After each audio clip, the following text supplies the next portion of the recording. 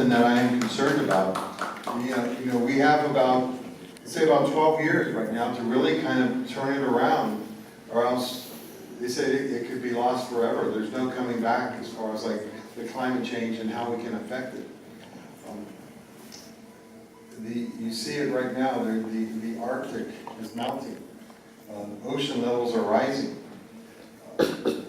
We're having more fire season here in California is now 12 months a year because of climate change. It's a global issue, and it's not something that we can take on alone. And I think of us pulling out of the Paris Accords there was definitely not something that I would support, and I know that many of you would not support either. And that's got to change, and we've got to be leading this issue on a global scale, because we can't do it alone. You know, we can make all the changes here in the United States, but if nobody else does it, it doesn't help it, right? So we got to be leading this effort, and that needs to change, right?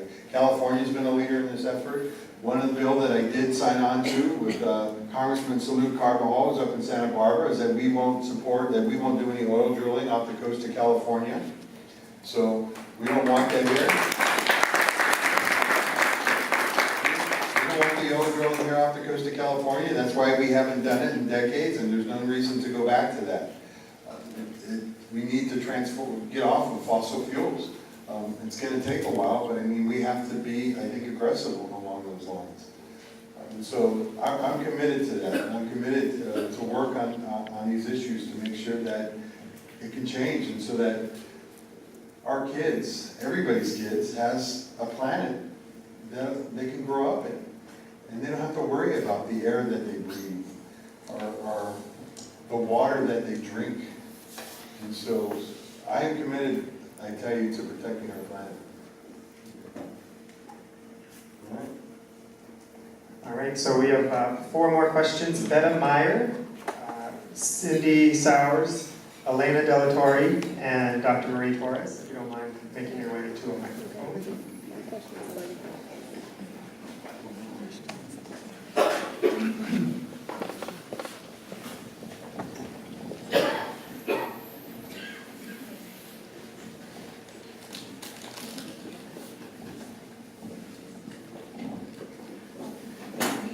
Hi, it's nice to see you, Congressman. Nice to see you, Dr. Torres. Yes, and you did address this in your remarks earlier. I was very concerned about the federal shutdown and wanted to know, do we anticipate that we will be negotiating a deal? We will reach negotiation and resolution so that we will avert another federal shutdown, because thousands of people were harmed by that, and our environment and everyone, and we want to make sure that we don't get to that place again and just go another few weeks and keep going with continuing resolutions and trying to find a permanent solution. Right. You know, the thing we're doing right now, and I guess I shouldn't have said negotiations, but you know, we'll call it negotiations because the two sides are meeting together, right? But what we're trying to do is really kind of keep the government open, right? To make sure that we have funding so that it can stay open for the rest of the fiscal year, all the way to September 30th. And we're willing to, and we'll say on the Democratic side, to make some concessions regarding that matter, right? To provide extra funding so that you can hire more Border Patrol Customs agents, to provide more funding, to provide some humanitarian funding to help, you know, to help those that need it, right? Those that are trying to come here and to seek asylum, to make sure that they get treated humanely, you know, as they're doing there, right? And that they have an actual blanket, not a piece of aluminum foil, that they can use to make sure that there's beds that they can sleep in. That's part of this funding deal. There's also part of it too, to invest in this technology that I talked about earlier, that we need to really, that will really make an impact on border security. So that's what we're doing, and that's kind of what we're offering. I will find, what we will do, and I will tell you this, right, so hopefully Tuesday when I get back, not Tuesday, but Wednesday is when we usually have our meeting, and I will get the current update as to what's going on, and what we can do is we can kind of post that up on the website and kind of let you guys know and everybody know how that's going. But the anticipation is that we will have something done by the 15th. Nobody wants to shut down the government again, and that's on both sides of the aisle. And so we're going to work to make sure that that doesn't happen. Thank you so much thank you for your unwavering commitment and dedication to our community. We're so glad that you're in office. Well, thank you very much.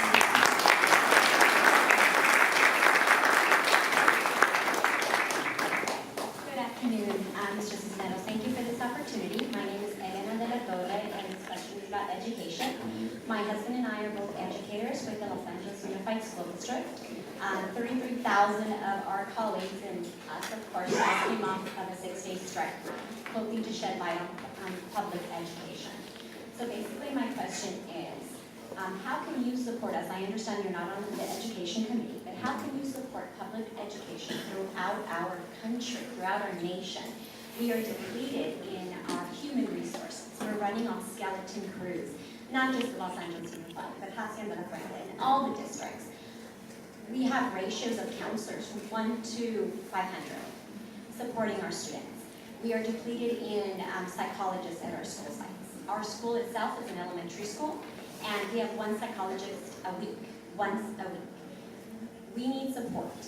We need a village to support our students, academically and social emotionally. What can you do for us? Well, yeah, go ahead and applaud that. Well, first I want to thank our teachers that are here, and we have a number of them that are here today because, you know, you really are doing God's work, making sure when you're molding these children, and you're really, you know, taking care of the future of our nation. And so I applaud you for all the work that you're doing, and we need to do a better job of making sure that we're supporting our educators here in this country. I've always been an advocate for education, and that won't change no matter what committee I'm on. That won't change one day, hopefully later on, many years from now, when I'm no longer in Congress, or whatever I do for the rest of my life, I will always continue to be an advocate for education.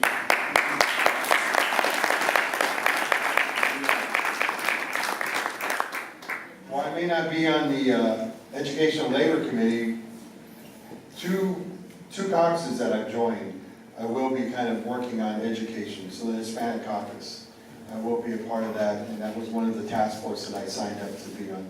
I also signed up for on a task force to work on the future, what they call it the future of the workforce, which is really about, I think, educating our future workforce and how we need to really kind of start doing that now in schools and how much that's changing. So I will work on those issues, and I will make sure that, you know, like I said, I will continue to be your advocate, and I will talk on those issues. And the one thing that I learned that you can do, while you may not be on a committee, it doesn't mean you can't get involved in another committee's work.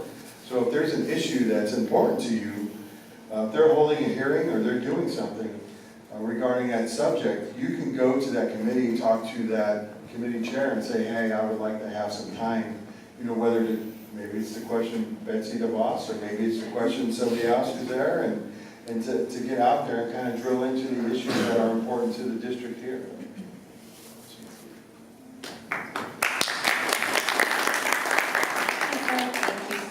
For representing us. You have no idea how thrilled I am that you're there. Thank you. I have a question for you in view of the most recent intelligence reports from the chiefs of staff. So some of the information that's coming forward we've been suspecting for a while. And so my question is, you're not on these committees, but what is the House doing right now in terms of a lot of the cyber issues that are going on for infrastructure? The fact that China can shut off natural gas at a whim. The fact that Russia can shut off electricity to areas at a whim.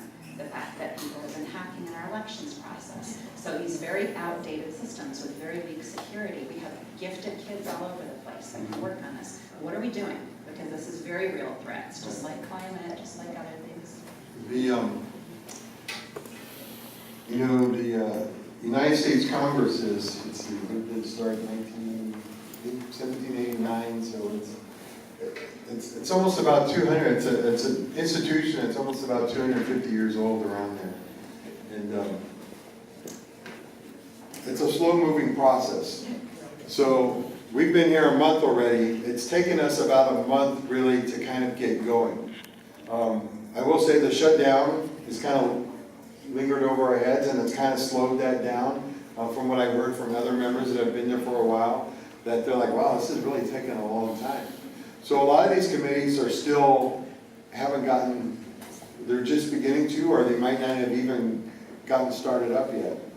So Veterans Affairs, we just had our first meeting actually this past Wednesday. We had our first committee hearing for Armed Services Tuesday, the day before that. Excuse me. I know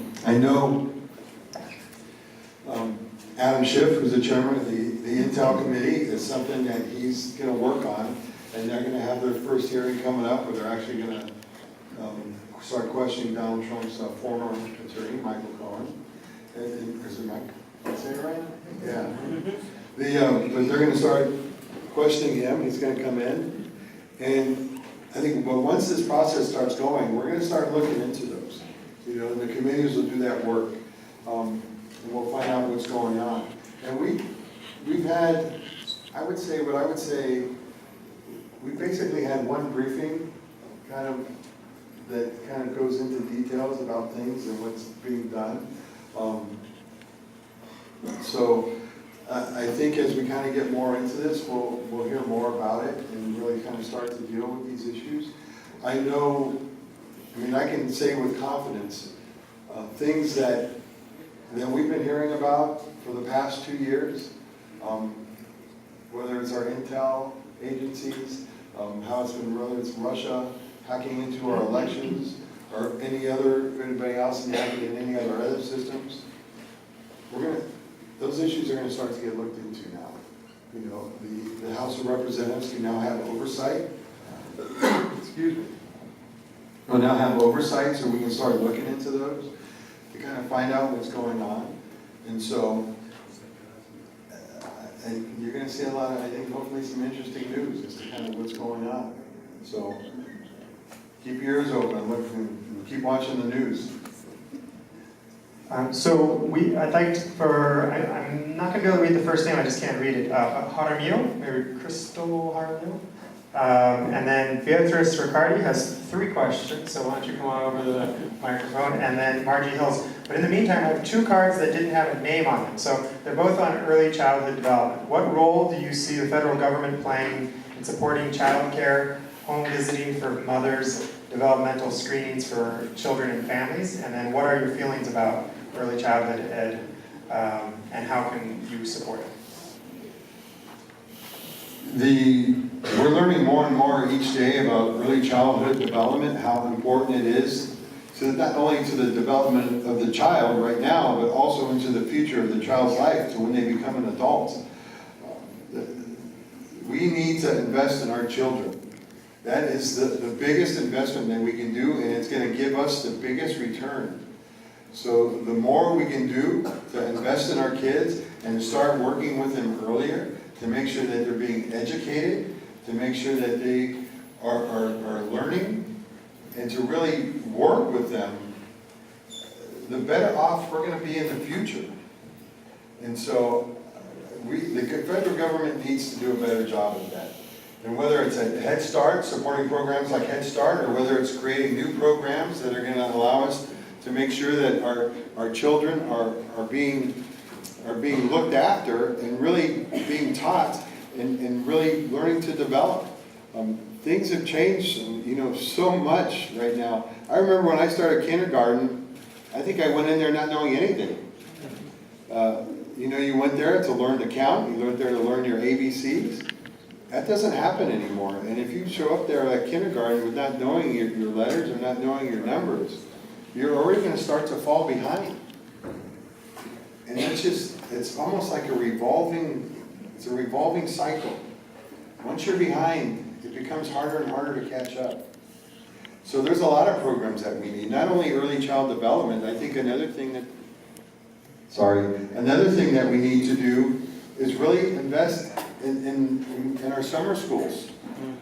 Summer school has kind of gone away, and it's been gone for a long time. But what kids learn during the school year and what they lose during that summer, that's a serious problem for those that learn it and they don't maintain, and they call it summer learning loss. And we need to combat that. We need to make sure that that kids don't go and they start behind. So then teachers here are wasting about, 2 months just kind of reteaching what kids already learned at the end of the previous school year. So there's a lot that we can do. There's a lot the federal government needs to do to get involved. I've always advocated that the federal government needs to take a bigger role in education, not so much as to telling our teachers or our schools how to do the job or what needs to be done, but really supporting them to make sure that we combat these issues that we know that are out there.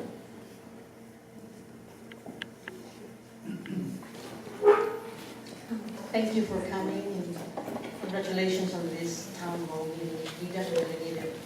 I'm a cancer survivor, and my son just died of cancer about 4 years ago. So I think that the environment is the issue here. And if you don't have a planet, nothing else matters. Right. So right here, right now, we have a big problem with medical here on 7th and Clark. I'm very sorry that the community is not as much to do wrong. So I hope that this brings something of your interest about protecting the environment. Also, there is a 20 cents extra gas tax. I hope that you investigate that. And lastly, when is your next town hall meeting? Oh, we haven't even finished the first one. We're already on to the second one. Huh? So the planet, look, we only have one planet. I remember watching this cartoon, or anybody see Spaceballs? Spaceballs? Where they were looking and they were just going to go steal the air from somewhere else? That's not going to happen. If we can't protect our planet, then we're all doomed. And so it's something that we're all going to have to play a role in, and something that we're all going to have to take part in to make sure that we do that. Our plan is for the town hall. We have a lot of different things that we want to do. My plan is to hold the town hall about once a quarter. But, well, thank you. We want to hold the town hall about once a quarter, and we'll do it at different parts throughout the district, so it's not just in one place always at the same time. But really, the thing that I want to do is to really get out into the community, to kind of be out there, to have you come to our office, to kind of see where that is. We are going to have our open house here in a couple weeks on February 16th. We should be good, right, Mark? Yeah. So we're good on February 16th. We are going to have our open house, and we invite you all to come so you can see where the office is. And one of the things that I would like to do there is to hold office hours. I'm a big fan of Abraham Lincoln, and I thought one of the coolest things that he did when he was president is that people would just come into his office. They would come stand in line, and they would, regular, citizens, and they would come in and talk to the president, and they would discuss their issues with him. So I figured, well, why shouldn't your congressman do that, be able to do that, right? So we're going to do that in a bunch of different ways. Sometimes we'll have it at the office where people can come to us. Sometimes we'll be out in the community, and we might set up at a supermarket and do what they call Congress on the corner, and just be out there with a table. We'll be at your community events as well, and in cities all throughout the district, and so that you can come and talk to your representative or come talk to the staff that's there, and to really give you a couple minutes to kind of tell us about your issues and what's on your mind and what you're thinking, and see how we can help you out. All right, so hopefully, I will promise you this, you're going to see a lot more of me than you saw Ed Royce.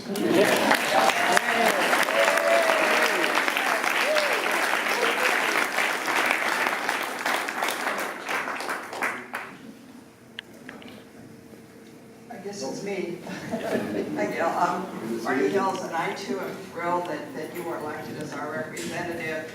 And I have a question about the environment. I'm a Sierra Club member, and we're very concerned about the attacks on the environment, and of course the backing out of the Paris Accords, but that's already been talked about. So I just like your comment on protecting our environment and our national parks and that area. It's something that we're very concerned about.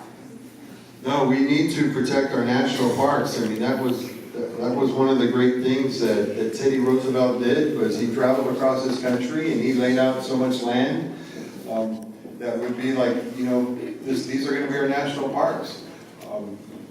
You know, Yosemite here in California, it's a great, you know, well, Yosemite, Yellowstone there in the country, and there's so many other places across this country that give us an opportunity to go visit and to be part of nature. I mean, even our Angeles National Forest, you know, it may not be one of those big popular things like as big as Yosemite or big as Yellowstone or Mount Rushmore, but you know, that's a place where I went as a kid, where we would go camping all the time. That was the closest thing that we had. And I want to make sure that we protect that so that people continue to take their families out there, continue to camp and enjoy nature, to get out of our urban jungle here that we all live in and enjoy Mother Nature and live there and really kind of breathe the fresh air. So I don't think what the administration is doing as far as trying to take land away to give it back to developers, that's not something that we're going to support, and that's something that I will never support. And we need to make sure that we protect our parks. We need to make sure that we protect our state parks. We need to advocate in our district for more land to be set aside so we can have some of those parks here in our part of this state.